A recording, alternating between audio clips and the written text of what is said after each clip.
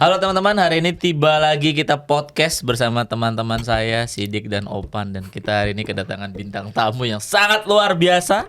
Orang Wonogiri ya? Orang Wonogiri. Lulusan kampus mana? Bukan kampus luar negeri? Lulusan kampus UIN? Ciputat. Ciputat. Tapi ngakunya Jakarta. Ngakunya Jakarta. Lulusan UIN ini? UIN. Tapi sekarang kerja di Silicon Valley, tepatnya di Meta Facebook.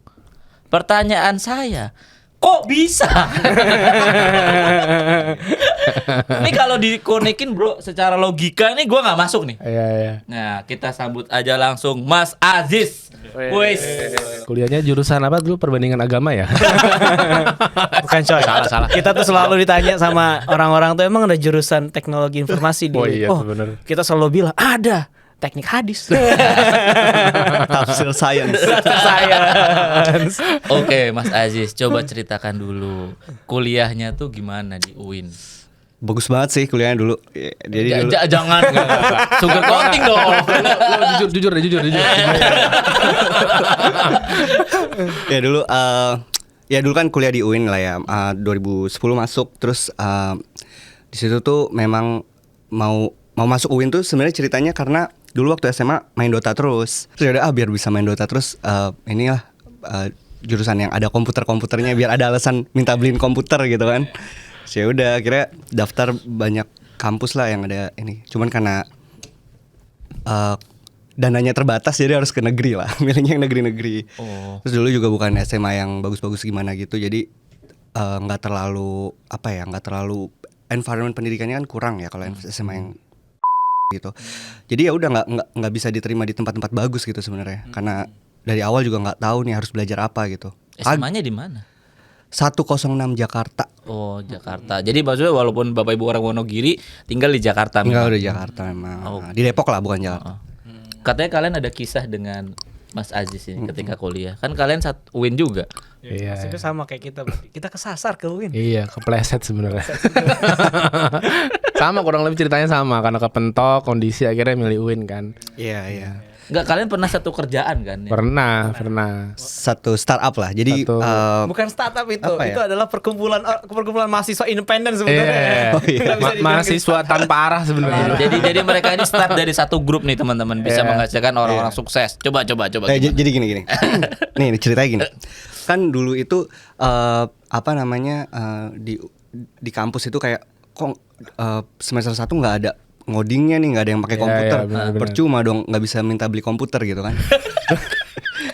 Alasannya? Iya. Terus akhirnya kalau salah kita ketemu semester 2 ya. Semester 2. Ketemu nih. Ada nih senior kalian yang ibaratnya udah visibility-nya bagus lah gitu. Ini seniornya? Iya. Bikin Nusantara. Ini serius ceritanya. Iya. Bikin Nusantara Beta gitu kan, apps-nya. Oh iya. Saya akhirnya kan ketemu. Pokoknya Sidik nih orangnya Android banget lah. Dulu kayak Android evangelist. Ya aja. Akhirnya ada alasan beli Android. Oh. Beli Android. Oh iya, tapi nggak gimana ngoding ya? Nggak ada komputer ya. Jadi lu beli Android kadang-kadang alasan orang tuh gue mau coding Android. Oh iya. Terus baru ingat, oh iya harus ngoding pakai komputer. Terus akhirnya pas mau ngoding, mereka nih emang nyari iOS kan sebenarnya. Iya, sebetulnya. Terus gue pura-pura aja. Iya gue bisa iOS. Abis bilang gitu baru beli MacBook. Itu MacBook berapa tuh dulu ya? MacBook berapa ya? Kayak seri pokoknya 2009. yang putih ya? Iya yang putih. Iya benar-benar. Unibody lah. Unibody benar-benar. Jadi lu beli MacBook dulu. Setelah lu ngomong, gue bisa kok coding iOS. Iya, baru beli MacBook. Minggu depannya baru nih MacBook gue. Berarti lu sebenarnya nggak bisa kan? Jadi ceritanya itu kan kita bikin apps namanya Nusantara Beta kan. Ada yang megang backend, CMS segala macam, kan Android. Terus kita ngomong sama si Dik, kita butuh iOS nih. Bentar, kita cari Vanset, ketemu dia. Lu bisa ngoding iOS? Bisa. Lu punya MacBook kan? Punya. Bisa, gue bisa ngoding iOS. Itu belum punya MacBook. Belum punya MacBook. Bilangnya berarti bohong dong. Karena dia bilang MacBook kan. Iya. Gue bisa nih minta sama orang tua gue. Berarti MacBook mintanya gitu. Iya. Ada alasan baru. Baru tahu gue dibohongin gue. Akhirnya ya udah minta MacBook gitu kan. Iya. Dulu ya kan belinya dulu kan susah Iya, ya kan mahal kan. bener, Akhirnya mahal. beli second lah ada. Dapet tuh. Dapat tuh. Pokoknya satu tongkrongan ya megang MacBook dia sendirian tuh. Dia sendiri. Kita masih Asus, Bu. Acer, Asus. Iya. Laptop gua masih Sony Vaio. Gue Toshiba lagi. Toshiba. Kayak merek kulkas. Iya. Ziba. Terus gimana perjalanan lu dengan MacBook itu, Bro? Eh, Apakah dengan lu beli MacBook itu lu langsung dikontak Mark Zuckerberg kerja di Meta kan? enggak. Itu panjang lah kalau mau sampai Meta tuh panjang banget lah. Jadi waktu di sama mereka ini kan di UIN itu ya udah gue pura-pura lah bisa iOS. Padahal ternyata pas gue kerjain, oh ternyata tinggal Google aja zaman dulu kan, how to create project in iOS gitu kan. Di Xcode itu. Di Xcode start gitu. projectnya gimana? Iya.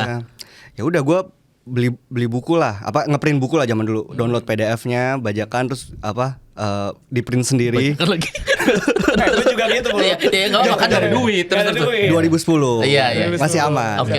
Sekarang nggak pernah lagi lah. Iya. Terus kan ini ya intinya singkat cerita belajar lah dari buku. Ternyata susah dari buku, nggak bisa di copy paste kan. Ya udah akhirnya ujung-ujungnya belajar dari Google juga. Dari Stack Overflow segala macam lah. Ya udah bisa sendiri lah. Kayaknya itu karena beruntung sih, karena barrier entry-nya kan MacBook ya. Waktu iOS kan nggak bisa yang lain. Akhirnya ngerti. iya, akhirnya gue belajar iOS tuh benar-benar eksklusif lah. Belajar iOS di MacBook itu sambil ngikutin perkuliahan. Untungnya perkuliahannya gampang, ngodingnya cuma Java.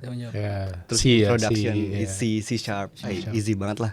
Ya udah akhirnya gue pokoknya mendalami iOS lah. Sampai akhirnya lulus pun gue mencari job tuh iOS developer gitu. Jadi maksudnya tetap ada kontribusi mereka kan. Terus lu berani gila bisa Iya. sampai akhirnya lu bisa jadi tahu Itu iOS. dulu ya? rilis loh kita aplikasi. Rilis. Lu dulu rilis di Android, di iOS, di BlackBerry. Itu semua kontributor semua. Jadi kayak kita tuh nge-invite siapa yang mau kontribut. Jadi kan kita bikin dulu aplikasi travel lah, zaman dulu travel wisata gitu kan. Namanya Nusantara Beta. Itu kenapa cikal bakal NBS tuh dulu di situ tuh. Kita bikin aplikasinya Nusantara Beta buat katalog wisata. Zaman dulu kan keren banget cuy, katalog wisata lu bisa searching di sekitar sini ada apa, jarak terdekat kemana, lu tahu wisatanya, tahu makanan review, segala macam. Itu kayak Yelp lah zaman dulu, kayak Yelp jam sekarang tapi buat wisata kan. Itu dulu membanggakan banget karena banget. sempet foto sama siapa lah, Banyak pejabat ya, lah kalau nggak pejabat. salah. Iya, pejabat, rektor. Gue ikut ikutan foto doang. Lalu gue I have no idea. Terus ini kita sempat dapat beasiswa lah, dapat funding dari kampus juga. Gitu. Kita sampai rilis di kementerian. Dulu Kementerian Pariwisata ya. Pariwisata. Kita sampai rilis Kementerian Pariwisata, tapi aplikasi bukan punya mereka, punya kita. Punya kita. Nah gitu dong, ceritain prestasinya. Dengar gue jelek-jelek doang. Ternyata berprestasi juga teman-teman. Jadi buat teman-teman kuliah tuh, itulah gunanya circle yang bagus ya. Bangun aplikasi terus bisa sampai rilis, dan walaupun awalnya berlagak gila juga. Oke, kita lanjut nih Mas Aziz. Lanjut Nih, perjalanannya. ini kan bro nih, ini kan masih dia di UI nih. Udah cukup nostalgia. Nah, udah cukup. Ini kenapa bisa sampai US nih, kan agak jauh nih. Jauh. Nih ceritanya gimana, Mas? Ya panjang ceritanya. Bukan panjang sih, kayak ini ceritanya menarik karena di UIN itu nggak ada competitive programming sama sekali. Understand. Jadi yang gue pelajarin sekarang karena gue udah di Meta ya. Jadi kampus-kampus yang bagus-bagus di dunia itu ternyata dia itu fokusnya cuma dua hal gitu fokusnya, dan dia tangible. Satu, biar si lulusannya itu lulus interview big company. Dua, kalau dia nggak suka kerja dia bikin founding startup gitu. Jadi cuma dua itu. Lah gue di kampus ini pas lulus gue bingung gue mau ngapain. Gue cuma ngelamar jadi iOS developer. Lalu gue apply di dulu kan 2015 tuh zamannya startup bubble lah. Banyak banget lah startup. Gue apply ke semua startup. Terus interviewnya sama semua, coding interview. Terus gue kayak, lah apaan nih? Kayak bikin pangkat ya, A power B gitu.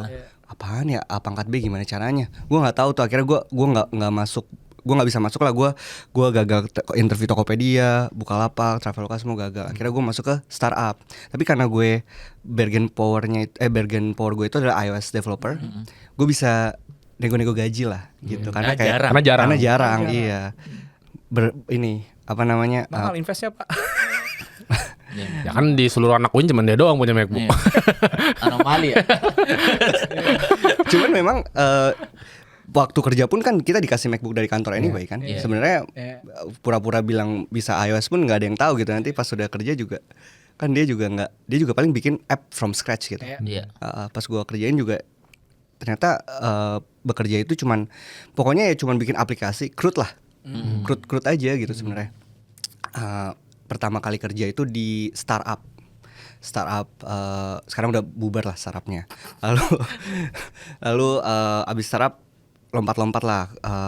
Gue lupa lagi. Pokoknya startup lah banyak sampai pada poin dimana kayaknya gue harus ke startup yang lebih gede deh supaya gue nggak cuma butuh uang lah. Kan pada saat itu kan lu bisa ke trap ke comfort zone kan kayak. Iya karena dulu gajinya kan gede banget. Gajinya kan besar banget untuk ukuran yang dari nol terus punya gaji tuh kayak fresh grade lah ya. Buat fresh grade tuh langsung lumayan. Gede lah. Zaman itu emang lagi banyak nyari. Karena lagi bubble-nya gede banget.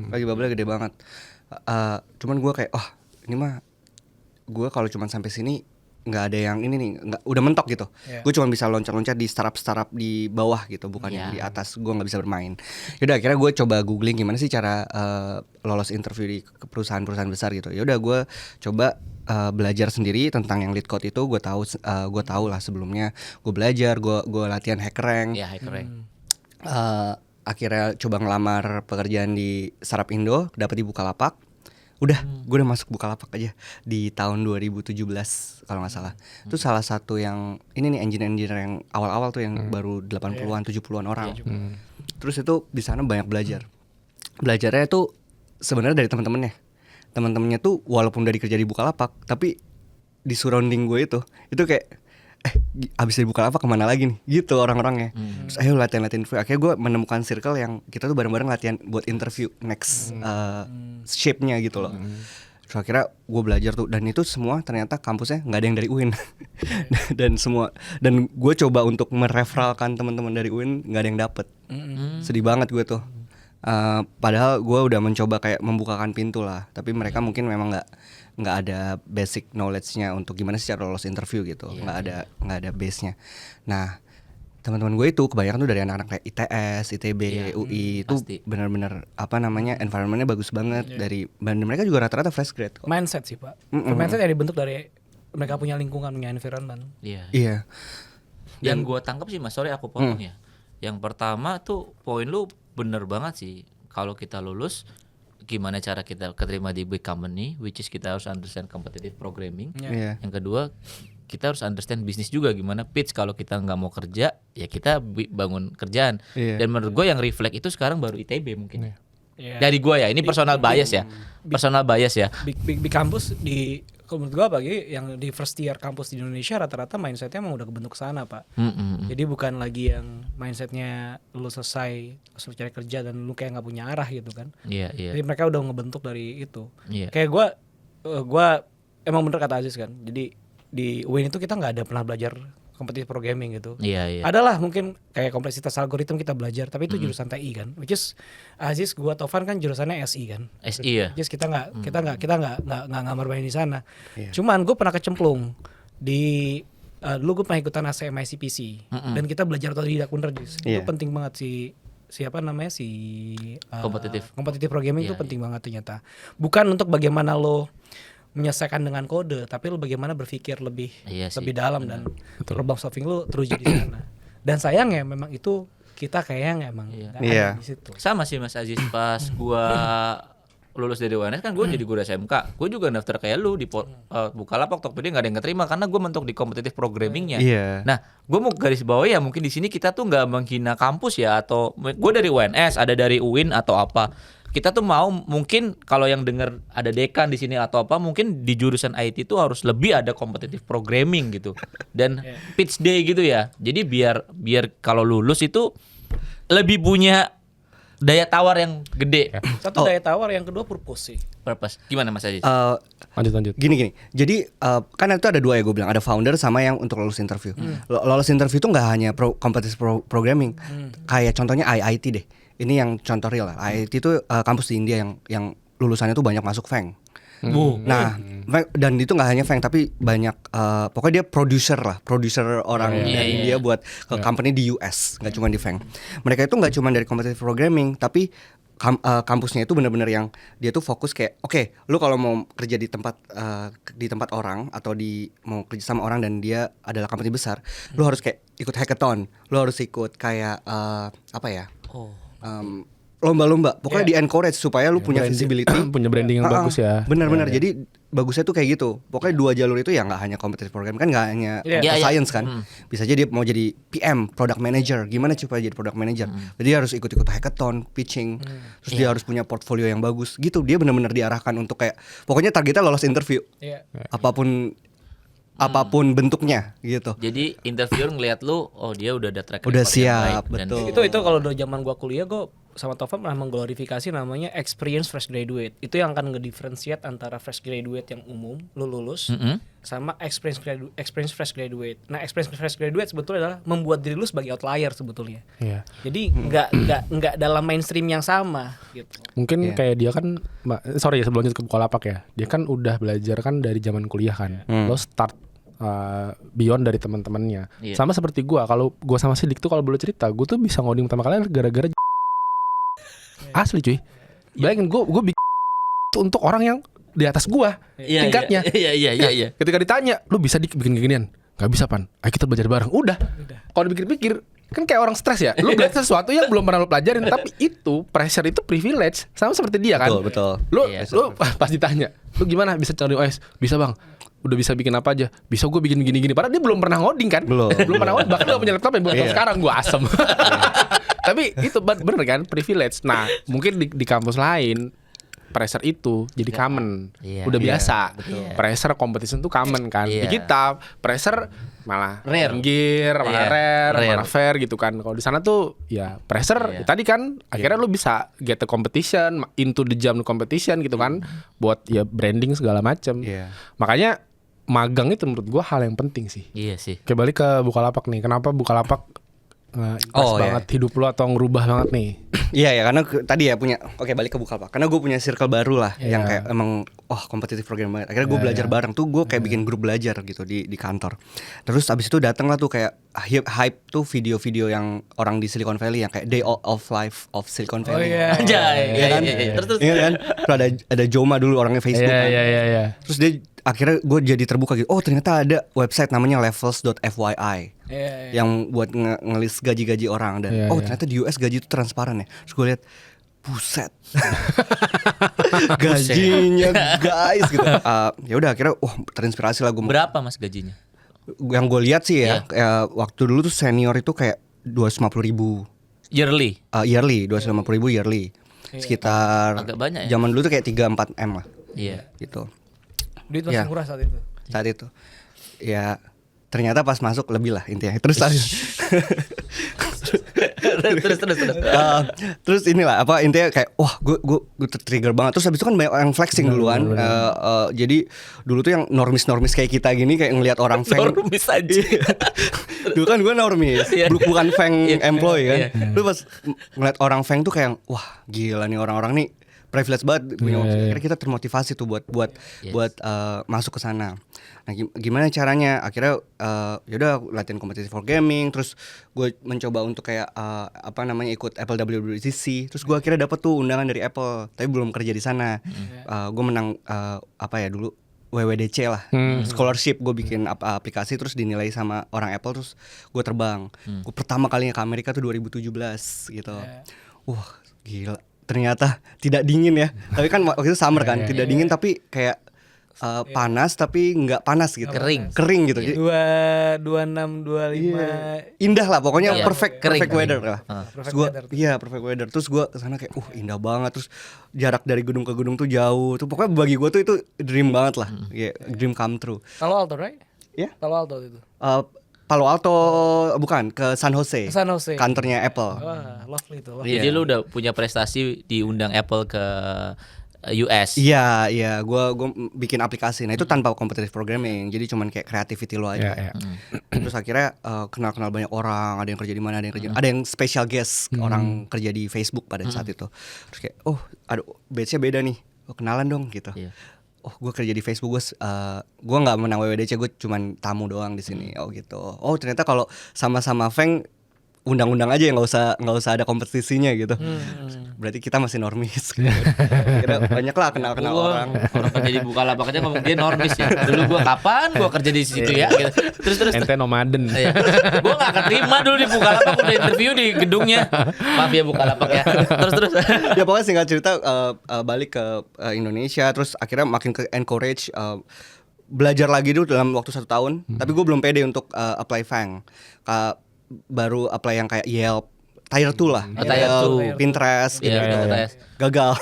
Karena emang susah banget kan. Maksudnya pas gue udah merasa gue jago lead code, tapi pas udah interview, ternyata saat interview tuh lu nggak cuman harus lu bisa ngerjain soal pada saat itu ya. Karena itu udah 2017, jadi udah mulai kompetitif banget gitu sama orang-orang. Itu lu harus bisa menjelaskan proses thinking lu harus bisa menjelaskan, lu harus cara lu mempertanyakan pertanyaan si interviewer itu juga dinilai.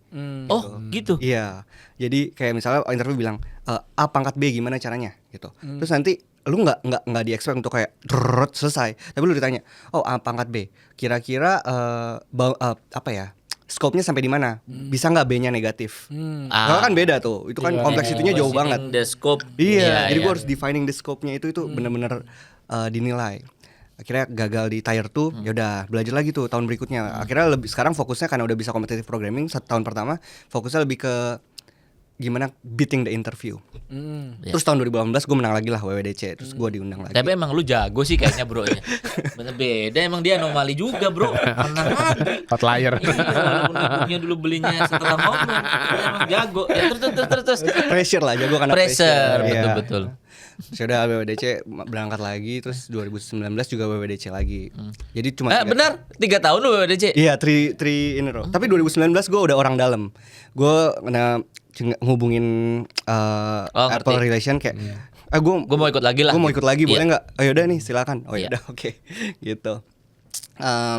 Ya pokoknya singkat cerita gue coba terus di tahun 2019 itu, 2018 gue memutuskan untuk resign dari Bukalapak karena gue pikir gue udah cukup kuat nih di technical, tapi gue kurang kuat di cara presentation, cara segalanya. Akhirnya gue masuk Deloitte. Deloitte Digital. Consulting. Gila lu, hebat. Pemikirannya tuh di luar ini. Lu masuk Deloitte. Iya, masuk Deloitte Consulting. Oke. Iya. Southeast Asia. Jadi bukan yang accounting ya. Deloitte Digital namanya. Iya. Nah, gue tuh di sana tuh bener-bener gue belajar caranya ngomong lah, caranya ngecap lah. bener kan consulting ya. Iya, consulting. Iya. Terus ketemu kayak stakeholder tuh jadi kayak ternyata stakeholder pola pikirnya gini. Gue belajar lah gimana caranya step up. Pada saat itu kan mikirnya mungkin siapa tahu gue bisa pivot jadi product manager atau jadi apa gitu. Yes. Tapi ternyata ya mungkin jalannya udah seperti itu ya. Gue tetap suka banget sama ngoding. Akhirnya gue karena gue cuman ngomong doang di Deloitte, banyakan belajar presentation, gue jadi punya banyak waktu tuh buat ngoding, buat belajar. Makin belajar lagi Makin tuh belajar competitive lagi. programming dan Iya, lain-lain. jadi competitive programming gue udah sharp, terus cara bicara gue udah sharp, gue beranikan diri untuk apply Tier 2 company lagi, Shopee pada saat itu, Shopee, Grab segala macam. Shopee di mana? Shopee di Singapura. Singapura. Oh, oke. Terus gue keterima di Shopee sama Agoda dulu. Agoda. Iya. Menarik. Ya. Terus gue Grab nggak keterima, tapi gue dapat Shopee dan Agoda. Terus ya udah tuh. Which one you choose?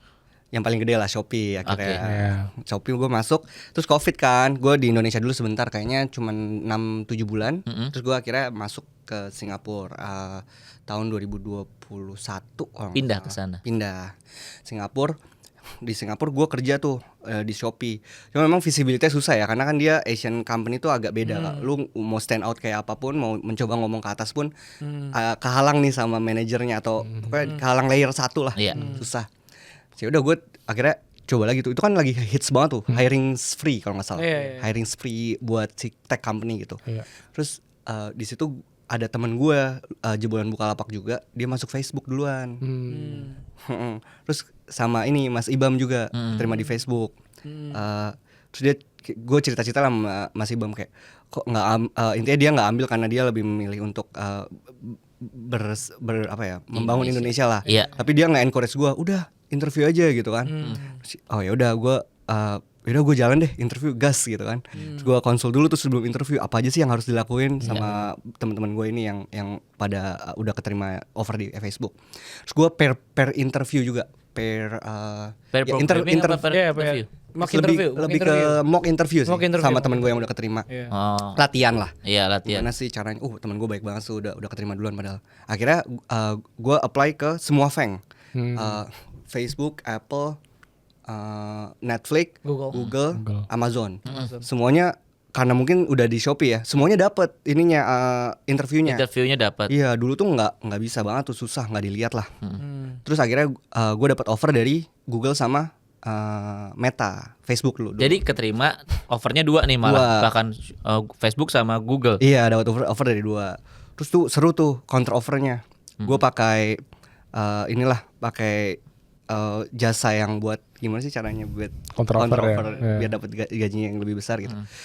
Selama tuh ada kali seminggu, akhirnya dapat di Facebook. Di Facebook. Tapi Facebook London dulu. Jadi lu ke London dulu. Ke London dulu 1 tahun setengah gue di London. Iya. Oke. Terus baru pindah ke US gitu. Oke, bentar Mas. Dari lu buka lapak sampai lu di Facebook tuh butuh waktu berapa tahun? Lu fokus kan itu? Fokus banget. Itu karena memang nonton ini kan Silicon Valley sama yang Gue lihat 3 Deloitte-nya berapa tahun? Deloitte itu 18 bulan, hampir 2 tahun sih, 20 bulan lah. Tahun 5. Terus di Shopee. Shopee-nya berapa tahun? Shopee itu 2 tahun juga. Tuh, jadi butuh waktu 7 tahun teman-teman. Nah, Iya. bagi orang-orang yang sering ngomong nih, sukses itu instan bro. Enggak bro. Enggak. Mas Aziz ini 7 tahun belajar competitive programming, grinding, belajar interview, baru bisa keterima di Meta. Iya. Nggak ada tuh orang lulusan kampus atau UNS UIN tiba-tiba daftar di Facebook keterima, itu nggak ada. Jadi karena udah ada portofolio. Jadi yang seperti kita bilang ya, track record ya bener ya. Benar. Ya, tapi Ajis nih menurut gue ya, ini koreksi kalau gue salah ya, dia udah tahu nih plus minus dirinya apa, Iya. dan dia udah tahu visionnya mau kemana. Iya, betul. Dan dari startup, menurut gue, lu udah bagus start dari startup karena Iya. banyak orang yang awal-awal lulus kan nggak mau kerja di startup ya, Iya. tapi startup kan ngasih lu banyak beban kerja yang berlebihan kan. Akhirnya lu tahu semua hal kan, ujung-ujungnya kan. Pressure kan? Pressure kan. Terus yang kedua dia masuk ke Pressure. company yang agak stable dikit, Iya. terus ke consulting. Karena consulting bener, lo harus bisa Harus bisa ngomong, ngecap, bro. present. Present. Dan itu yang kadang-kadang di engineer kita itu Iya. agak sulit tuh belajar karena Iya, emang gak ada iya. medannya, nggak tahu juga arahnya. Nih, Aziz udah punya nih, misalnya ada 5 main game nih udah punya 5 item nih. Wah, item 1 dikumpulin Iya, sama betul, dia. kayak gitu. Thanos ya kan. Sama satu lagi yang lu miss. Karena gue nggak ada rencana untuk jadi founder. Gue cuman karena gue tahu, Kerja. Karena iya, lu fokus. gue fokus ke kerja. Gue mau ke FANG lah. Lu mau bangun karir lah intinya. Iya. Enggak, karena gue mikir gajinya kalau lu bisa yang levelnya tinggi-tinggi tuh besar banget. Jadi gue mikir Iya, ya udahlah, karena itu lebih safe lah buat gue. Iya, Karena iya. gue nggak punya backup lah dari Iya. personal gue. Satu lagi yaitu company-nya juga, company-nya harus yang visibility-nya tinggi. Makanya gue nggak pernah tuh setelah Bukalapak nggak pernah tuh downgrade company. Kalau yang gue lihat ya jarang banget ya model kayak Aziz yang outlier ngeliatnya bukan ngejarnya cuma gaji. Kadang-kadang kan ada orang Iya, ngerti. di Indonesia. Betul. Itu yang gue lihat ya. Ada orang yang bekerja hanya untuk bekerja. Ada yang bekerja dengan berkarir. Kalau dia berkarir, dia akan melihat nih. Satu hal yang membedakan orang bekerja dengan berkarir adalah mensyukuri tekanan sebetulnya. Betul. Iya. Karena tekanan kalau sudut pandang yang berbeda itu akan ngedidik lu secara Anugerah. tidak langsung. Itu privilege yang sangat tidak langsung. Yang akan ngebentuk Jadi lu berkah ya? jadi investasi buat lu. Yes. Kalau gue pernah baca bukunya salah satunya Outlier gitu ya, itu Malcolm Gladwell bilang kalau lu menempatkan sesuatu yang mungkin beyond dari kapabilitas lu gitu ya, itu sebetulnya perusahaan tuh orang lain tuh percaya gitu loh. Kalau lu tuh mampu, ketika lu bisa ngelaluin itu, knowledge-nya, experience-nya itu bukan nempel di perusahaan, Iya. itu nempelnya di diri lu. Iya. Iya, Itulah iya. investasi yang sebetulnya secara tidak langsung perusahaan memberikan untuk lu Iya. gitu lah. Itu Nah, sih. Yang gua liat- ada gua liat mungkin nambahin Aziz- dikit ya. Iya, Yang bekas karyawan tim kita itu, dia ada satu quote yang bagus, dia bilang, kadang orang menerima kenyataan bahwa dia harus kerja di luar sesuatu yang menjadi tanggung jawab dia, itu adalah beban. beban, Bagi dia adalah Iya. kesempatan. kesempatan. Betul. Kesempatan yang mungkin nggak semua orang bisa mendapatkan seperti yang gue Iya. terima saat itu.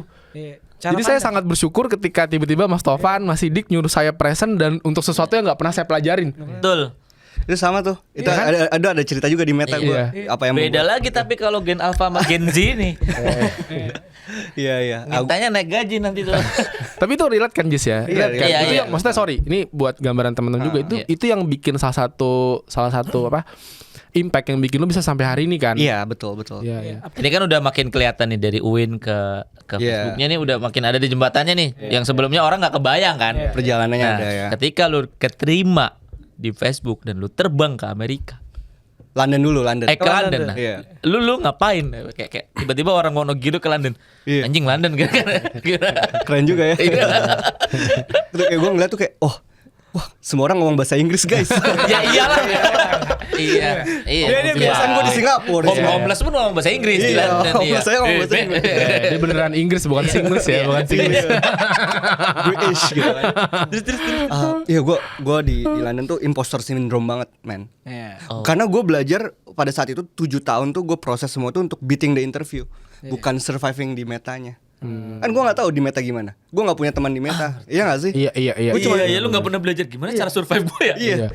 Dan bedanya kalau orang yang kampus bagus tadi, dia beating interview dari fresh grade, ya dia fresh grade. Di meta juga understand kalau oke, lu fresh grade. Iya. Gua pahat sini lo. Iya. Oh, I see. Sekarang gua kan masuknya Iya, experience. experience, bukan, bener. Iya. Gak mungkin dipahat lagi. Nggak mungkin dong. Dia ekspektasinya udah tinggi Iya, ke gue. jadi beban lu berat di sana. Beban pertama gue memang berat banget. Gue benar-benar yang apa ya?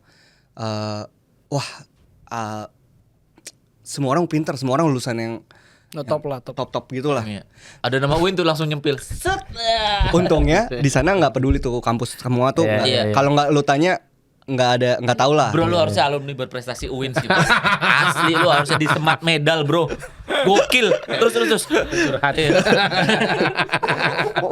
Terus kalau di meta tuh pada zaman dulu ya, pada zaman dulu itu ada bootcamp namanya. Iya, Bootcamp tuh lu pokoknya kayak dokter lah, residensi lu boleh milih residensi dimanapun, tim apapun lu ikut, terus nanti lu bisa ngerjain bareng-bareng sama temennya, nanti lu yang menentukan lu mau masuk tim mana. Yes.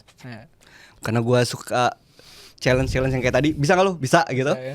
Gue mikir, gue iOS mulu, nanti kalau Apple udah runtuh gitu, misalnya udah mulai ganti gitu. Mana ada Apple runtuh tuh. Ya, pemikirannya juga ekstrim sih terus. Tapi kan maksudnya gue mikir iOS tuh udah 10 tahun gitu. Iya, Maksudnya kayak Nokia aja dulu berapa puluh Mulai tahun. drop ya. Iya. Gue daripada telat, gue langsung kayak cari yang ekstrim nih. Gue akhirnya masuk ke tim Reality Lab dulu. Nah di Reality Lab itu kan dulu yang metaverse. Cuma gue nggak suka tuh metaverse, karena agak-agak aneh gitu kan kayak. Lagi ide banget orang air sambil. Enggak. Lu pusing enggak? Gue tim yang pusing. Gue metaverse biar kayak keren nih kalau di LinkedIn gue New tulis. technology. Iya, gue New new technology. Emerging Emerging technology. technology. Iya. Tapi gue nggak masuk yang situ. Gue masuk ke salah satu tim riset tuh belum ada produk. Udah ada produknya satu tapi gagal lah. Yaitu wearable namanya. Wearables. Dulu smart glass malah namanya, bukan wearable. Smart glass. Terus di smart glass itu kayak bikin smart glass. Gue mikir gue pakai kacamata. Berarti kalau kacamata gue pinter, wah ini cocok nih sama gue. Akhirnya gue masuk situ. Pas masuk, kan dulu nggak ada AI kan. Anjir, gue suruh bikin OS. Gimana cara bikinnya? Codingnya C++ lagi gue belum bisa. Ini bikin OS. Tetap jawab Itu- bisa gitu. Iya, Karena lu yes man kan orang Indo, bro. Masalahnya sih si manajernya bilang gini, kita biasanya pakai C++ low latency gitu. Iya. Karena walaupun kita ininya kecil ya, apa namanya, computingnya kecil. Kenapa harus yang itu? Supaya efisien. Karena CPU-nya terbatas Oh ya. iya. Investasi Yang tadi gue terbatas, cerita ya ya. precision engineering ya. Betul, yang Iya. mirip-mirip lah. Karena lu sekali nge-push firmware update Iya. ke glasses atau ke small computer, lu nggak bisa yang kayak wah ada bug nih, terus lu update lagi besok, nggak bisa. Iya, benar, nggak Itu bisa. kan itu edge devices, Pak. Yang Iya. sangat-sangat apa ya? Lu harus Jarang. memory efficient Iya, segala macam. tadi gue resource ngobrol efficient. gue habis ketemu anak Sydney yang kerja di precision engineering, gajinya gede banget, dia kayak kerja di suatu sensor yang digantinya tuh 10 tahun sekali, lu nggak boleh salah coding. Kalau ini 6 bulan sekali lah. Iya, maksudnya kayak hampir sama kan. Mirip. Dan lu dari iOS ke situ tiba-tiba Iya. kayak ngide, gue Bisa. kayaknya ke sini deh. Lu bisa. Jadi jawabannya Saya bisa bisa. Terus manajer yang pertama kali itu iya tapi kita C++ gitu. Kira-kira lu kalau C++ gini lu bisa nggak? Gue emang nggak biasa C++ tapi itu kan standar orang kuliah ya, sih gue bisa recall. Padahal di kuliah nggak ada C++. Iya. Jawaban dari Deloitte itu pasti. Hasil lu kerja di Deloitte tuh bisa kecap begitu tuh. Betul. Coba nggak pernah kerja di consulting. Yang penting convince dulu, Pak. Iya. Terus gue belajar tuh, gue beli bukunya C++. Abis itu kita belajar. C++ gue belajar lah banyak lah. Terus ternyata pas udah nyemplung, wah parah. nggak cuma C++ ternyata. Jadi itu kan layernya banyak ya. Ada Androidnya, ada apa tuh GNI, Native Interface. Betul. Terus ada C Sharp-nya. Waduh. Iya. Mampus sih. Terus akhirnya Mampus sih. tapi ya udahlah, gua hajar lah. Gua kerja tuh kayak bener-bener mungkin 20 jam lah. Iya, Istri gua waktu itu gua udah menikah ya. Iya. Istri gua tuh yang kayak, ya aku kerjanya kayak gini. Ya gimana? Iya. Aku kan dari UIN. Harus kecap dong. Ini cara gue survive kan. Ini lucu banget lagi. Tapi sorry, bener lo ngomong kayak gitu dulu. Karena kau dari UIN. Iya tapi bener juga. Makanya dia harus disemat bro sama rektor UIN. Gila lu paling keren se-UIN. Iya kan. Gua men, itu teman-teman gue mungkin kayak lulusannya kayak MIT mungkin atau Ivy League lah, Penn University gitu. Tiba-tiba kayak UIN. Wow. Gue bukan berarti UIN jelek ya, teman-teman. Dia untung gak nanya tuh, Win singkatannya apa? Iya. Aduh. Manajer gue mungkin gak akan nerima gue karena gue nemenin manajer gue sampai sekarang dia director lah. Gue nemenin dia promote, gue diangkat lah. Itu beliau adalah orang dan dia banget lah. Itu dan Deloitte gue keluar banget. Pokoknya kalau Deloitte, iya dong. Kalau dia cerita tentang kayak, gue bilang, dia ceritakan sama gue Deloitte banget.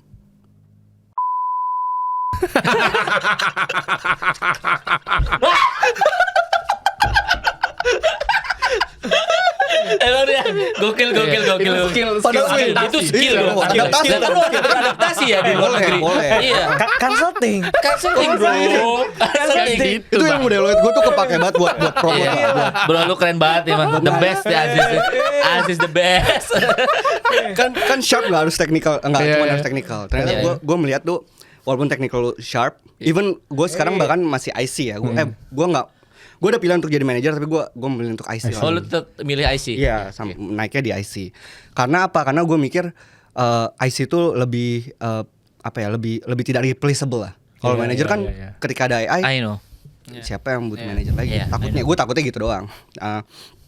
Terus gue tetap di IC, tapi ternyata untuk naik pun sebagai IC lu harus politik banget gitu. Lu harus cari mana kubu-kubu mana dan gitu. stand out ya. Iya. Gue mau tahu dong, tapi cerita dia dulu belum selesai.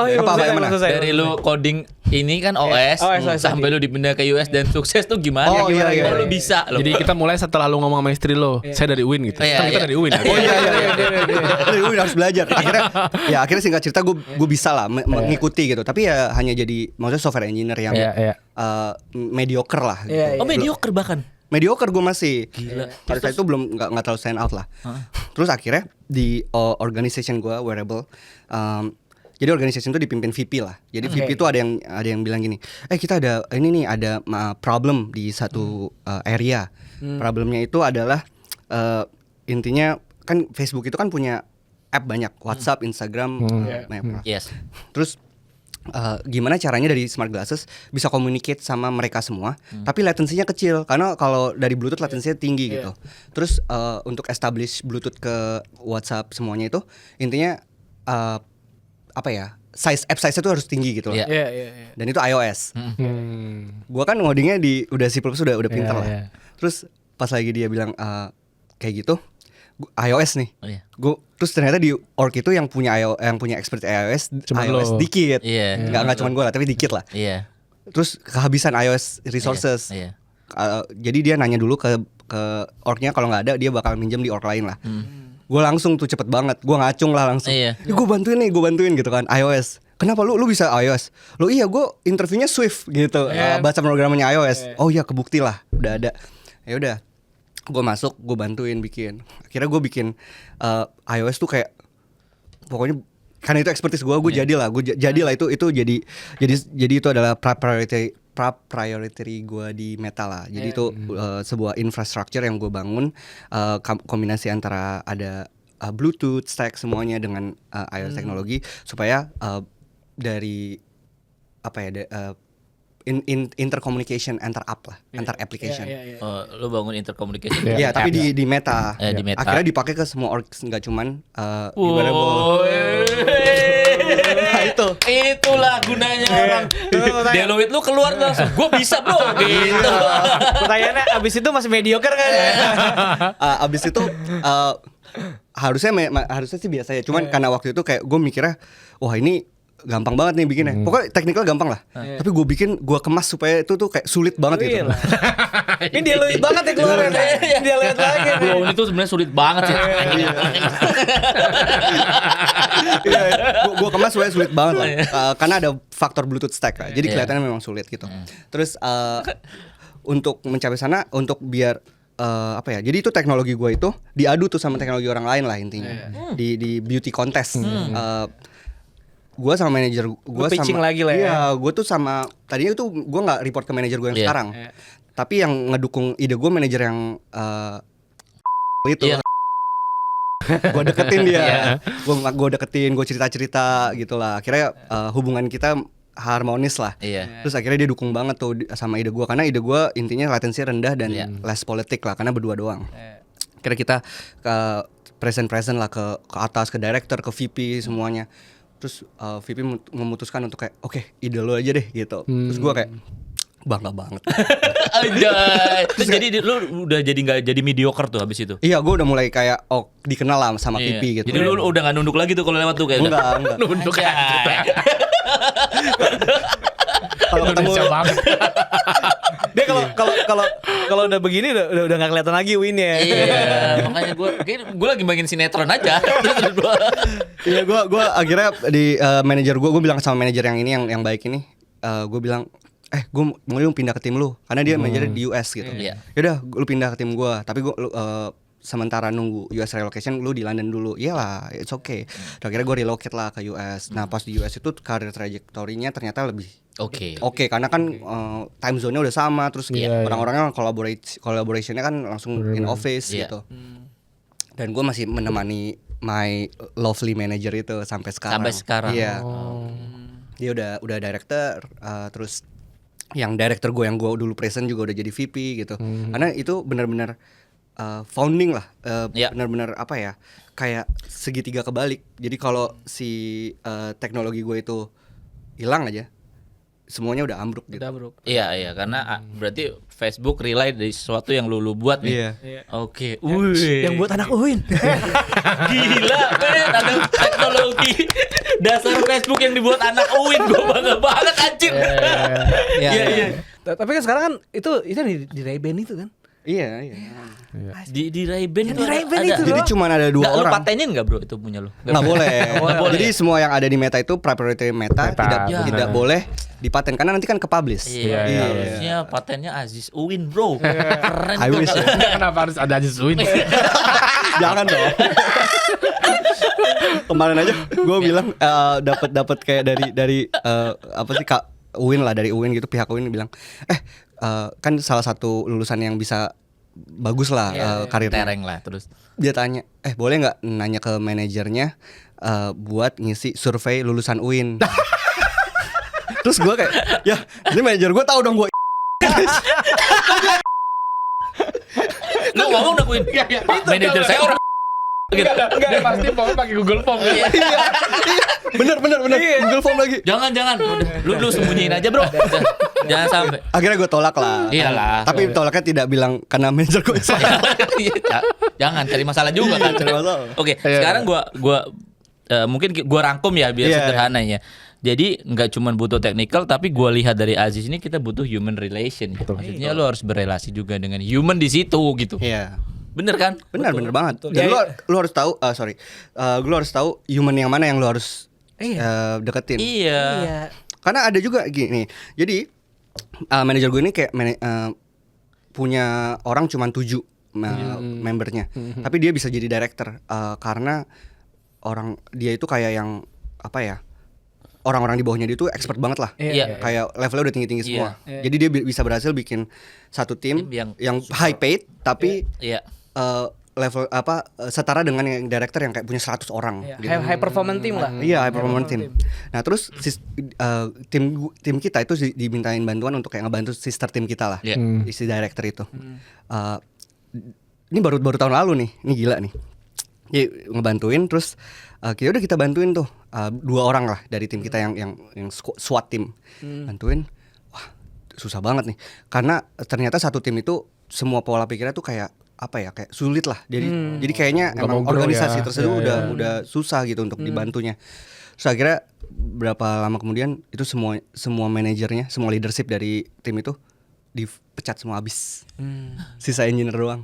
Terus akhirnya yang orang-orang apa ya, yang tersesat ini ditaruh di bawah-bawah kita lah gitu. Jadi walaupun IC lu tetap punya report gitu. Mungkin ada pelajaran penting ya. Gue masuk dulu ya bro, sorry. Gue mengamati nih banyak orang yang benci banget sama, kita bukan bilang menjilat ya atau apa ya, politik dan lain sebagainya.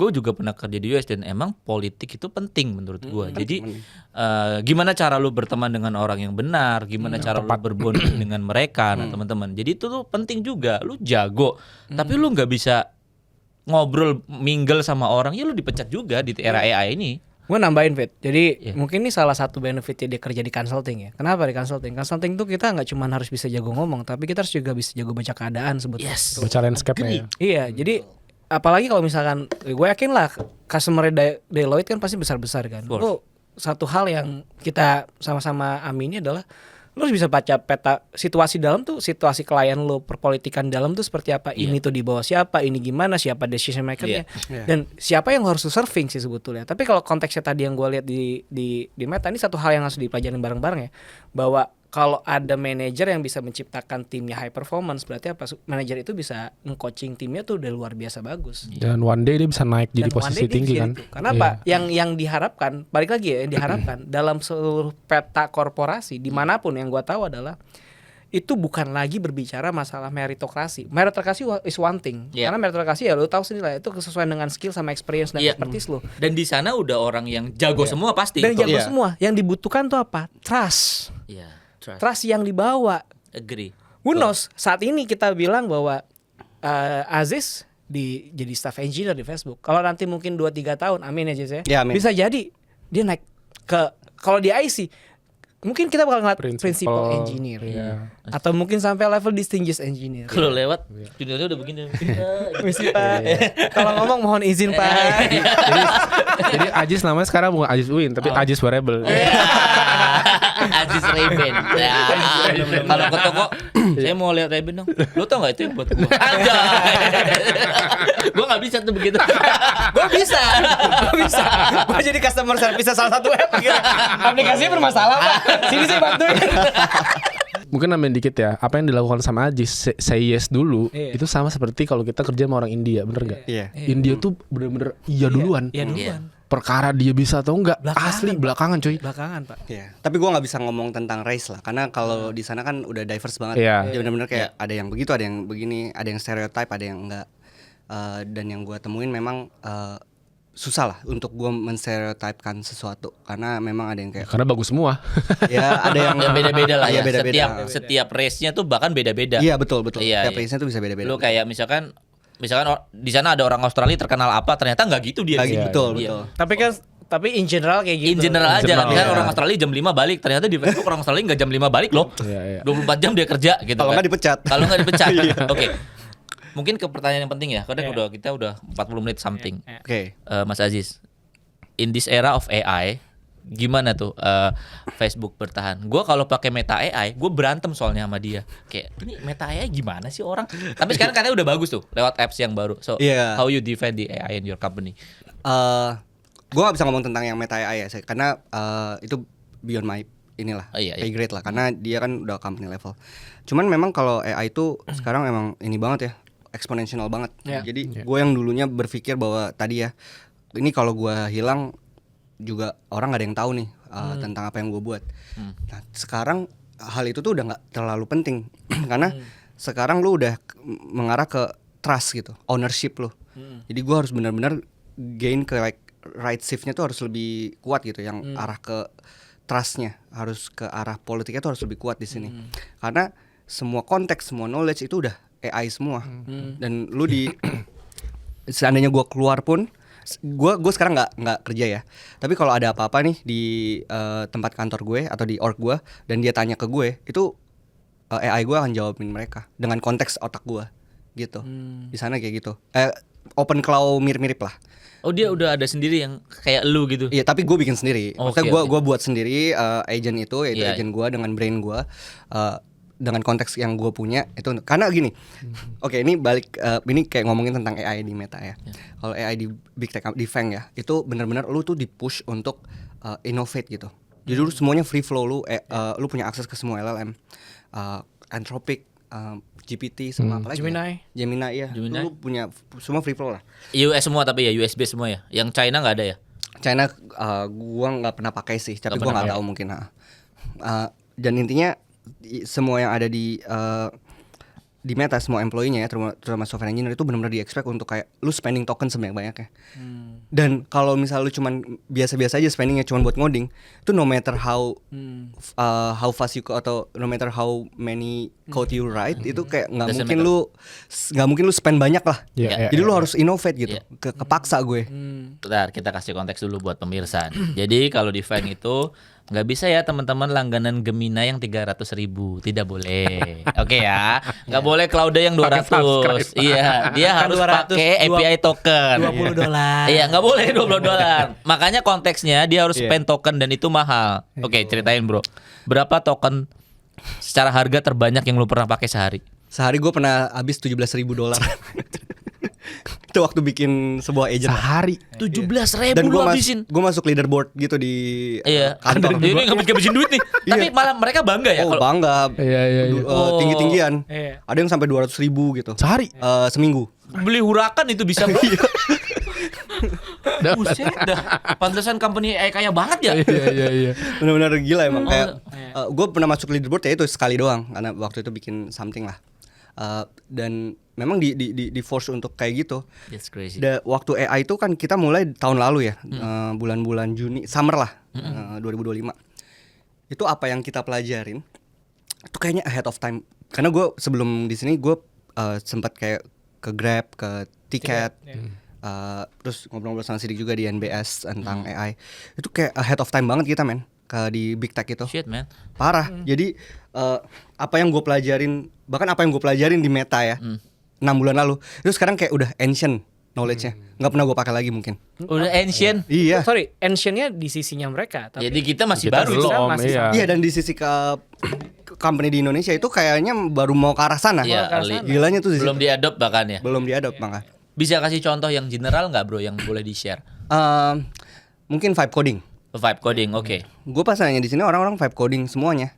Which is dan masih ada yang kayak gue vibe coding team, gue yang code tuh harus clean. Men, gue tuh dulu di Meta kenapa gue bisa punya career trajectory yang menurut gue lumayan itu karena gue clean code banget. Gue tuh kayak aliran yang apa sih Uncle Bob. Iya Uncle Bob. Iya, Uncle Bob. Uncle Bob. Iya. Gue punya bukunya dan gue bener-bener kayak harus Viper. Iya. gitu. Bahkan kalau layar bulu kotor lu bersihin ya. Terlalu clean. And now? Dan sekarang gue udah nggak pernah ngeliat code gue rupanya kayak apa. dan mereka tuh yang kayak masih kalau misalnya ada yang orang 10x nih di Indo ya. Iya. Lu nge-vibe code terus karena dia memang kerjanya banyak lah, long hour. Jadi dia bisa produce banyak code, tapi yang review tetap human gitu. Iya. Nah, sedangkan kalau kita itu yang kayak udah yang produce code itu AI, yang review code juga AI. Iya. The most that human do during review itu cuman yang kayak AI assisted aja. Iya. Kalau misalnya ada sebuah flow yang berubah, lu butuh human judgment lah. Iya. Terus lu nanya-nanya gitu. Iya. Tapi ada involve lu untuk nge-manage security-nya kah? Kan nggak bisa langsung deploy ke production segala macam. Ya AI do that. Man. Jadi kalau di Indonesia tuh culture-nya dev itu adalah apa namanya Last man standing. workspace kita, Iya. workspace kita. Production itu sesuatu yang sifatnya holy grail. Enggak gini. Karena lu ngoding kan di dev kan. Iya. Lu produce code di dev. Semua, Lu ya. QA di dev. Tapi kan eventually itu akan merge juga kan. Pasti, Iya, itu kan pasti. juga ke Ketika production. merge itu kan lu masuk ke prod. Iya. Iya, makanya maksudnya korporasi in getting trust sama sesuatu yang di deploy ke production Dulu tanpa ada person gitu. Ya dulu manajer gue pernah bilang gini waktu pertama kali AI keluar. Kita memang banyak yang skeptical kan, Iya. bahkan di Meta Iya. tahun lalu. Itu bahkan manajer gue bilang, lu percaya nggak kalau ada pesawat terbang yang bikin autopilot tapi yang ngoding AI? Dulu 50-50 tuh. Oke. Sekarang gue percaya banget, lebih percaya daripada human. Iya. Karena apa? Karena Prone human to error-nya lebih dikit betul. Karena ketika lu dengan udah model bisa, yang sekarang. betul. Oh, bukan modelnya. Tapi ketika lu bisa orchestrate AI, Iya. regardless the model, ya modelnya tetap harus yang canggih lah. Iya, oke, terus? Itu lu benar-benar bisa meningkatkan tingkat ketelitian AI dan tingkat halusinasinya tuh sangat rendah. Iya. Itu udah teknikal banget lah. Dan Intinya itu gue percaya itu AI native engineering, right? iya, AI native engineering. Ya, jadi yang gue lihat sekarang bahkan tadi kalau gue mengkritisi di budaya inovasinya sih. Di budaya inovasi yang kedua adalah your code is cheap man sekarang. Your code is cheap, on the chip is cheap. Your code is cheap ya. Jadi freaking cheap emang. ya freaking cheap kan. Pada akhirnya yang bener-bener kenapa Meta mungkin Ajis bisa melakukan do the right thing di model-modelnya, bikin agents adalah ya orang yang kayak dia Pak, yang punya knowledge-nya banyak, pengalamannya banyak, punya kemampuan teknis yang bagus. Equal di sana Pak, gitu kan. Betul, equal banget. Equal Pak di sana. Anggapannya lu punya kepala, yang isi kepalanya itu beda. Bedanya cuman sekian 0,0 sekian. What do you expect kalau lu punya kayak gitu? Enak lu bisa ngelakuin banyak hal. Iya, gitu. penasaran sih gue karena kan lo trust banget sama si AI untuk sampai level itu. Karena Sekarang, di sini Sekarang? sekarang Dulu kan. enggak, dulu Nah, di Indonesia ini itu masih harus ada human judgment. Harus ada orang disalahin kan. Terus kita main di area yang masih skup kecil. Ada perbedaan yang cukup mendasar, Jis, Gimana? di Indonesia, especially di which is kita handling most of our clients kan enterprise. Iya. Enterprise itu butuh satu assurance. Iya, Namanya adalah orang. orang. Nah, kayaknya ketika nanti enterprise ini sudah melihat assurance-nya itu human replaceable, Betul. ya, human-nya bisa digantikan dan datang mengarah ke sana. Loh, nasibnya engineer tuh gimana, Pak? Iya. Enggak, gue bukan tim yang melihat AI itu replaceable, mereplace human ya. Oke, menarik. Gua itu melihat AI itu multiply our work gitu. Yep. Jadi di Meta juga assurance-nya tetap human. Yep. Jadi agent itu siapa yang buat, itu yang tanggung jawab, atau Oke. siapa yang running gitu. Oke. Dan konteks siapa yang dipakai. Ya. Nah, kalau gue itu mikirnya gini, kayak contoh gue bikin agent lah yang bisa bikin tes di real environment sejumlah sebanyak device automated itu kayak beberapa 7 bulan 8 bulan lalu. Itu bisa benar-benar ngepangkas jumlah QA jadi 30% doang. Yeah. Jadi 70% tuh habis. Yeah. Dan itu bahkan dia QA-nya itu orang India dengan bayaran yang jauh lebih murah dari US Pay. Tetap walaupun dia kecil ya, maksudnya gajinya kecil, yang dipangkas juga numbernya kecil, tapi tetap lebih murah bayar token untuk ngetes daripada bayar orang. Jadi sekarang workflow-nya itu kayak QA itu bisa punya kayak 10 setup atau 7 setup depending on how their brain can capable to do. Terus dia ya udah tinggal ngomong kayak gue mau bikin test case ini, dia tinggal bikin konteksnya, udah ada interface yang kita sediakan lah. Mau tes ini, navigationnya kesini ekspektasinya ini, test case-nya ini, bahkan test case juga yang ngebantu ngebuat si AI kan. Betul. Dan kalau misalnya ada problem pun debuggingnya juga lognya langsung di grab sama si AI, langsung dikirim ke agentnya engineer. Itu bahkan kalau misalnya hal-hal trivia engineer udah nggak ngelihat lagi, udah jadi sendiri. Iya. Itu ketinggalan berapa tahun ya? Dia udah layering agent. Iya. Jadi kayak open cloud itu udah biasa banget bagi Udah biasa kalian. banget. Iya. Itu udah semacam itulah. Itu hal yang udah kalian buat dari kemarin gitu. Nah, gue tuh bahkan gak pernah denger open cloud, belum denger open cloud sebelum kita pakai yang sejenisnya itu dulu. Jadi kita udah bikin dulu, Iya. kayak kita udah punya ide lah. Terus sedang bikin terus tiba-tiba kayak open cloud hits, Iya. terus diakuisisi sama siapa GPT. open ya GPT. Itu kayak ternyata yang sama gitu. Jadi memang kayaknya berbarengan gitu. Kayak kita sama-sama punya ide. Iya. Kalau di sini Aduh, di sini otak gua, Mas, aku padahal setiap hari di depan cloud code loh, udah berpuluh-puluh jam gua. Itu aja gua masih ngerasa ketinggalan daripada dia. Iya, makanya gue bilang tadi kan dia udah levelnya udah beda di sana. tapi gini, gue yang gue dapetin di Silicon Valley ya, pertama kali gue datang ke sana gitu. Ini bukan gue gimana. Pertama kali gue datang ke Silicon Valley itu 2015. Gue tuh keluar dari SFO.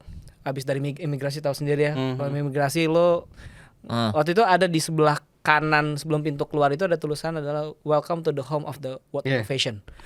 Gue ngerasa di sana tuh kayak lu baru masuk aja tuh kayak udah disambut kayak gitu cuy. Terus pas gue datang acara itu gue ngobrol sama anak-anak di Silicon Valley.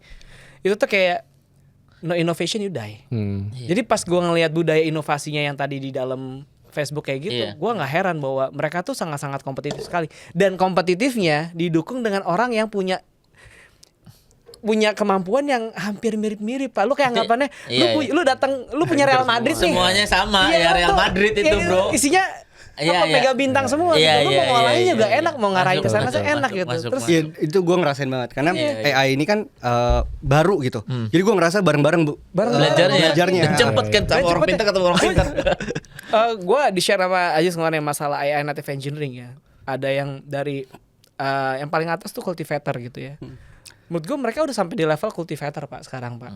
Oh ada lagi ternyata. Ada Cultivator lagi, itu kan kita udah. another level iya, lagi. jadi kayak mid Mei lah. Mid April waktu gue ngelihat lagi buka-buka. Oh ternyata udah ada lagi atasnya.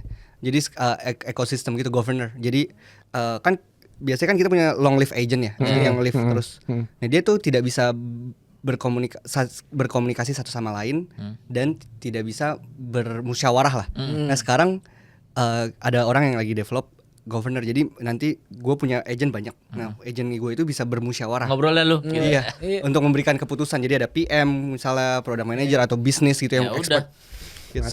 Satu yang tidak relate, internet teori, bro.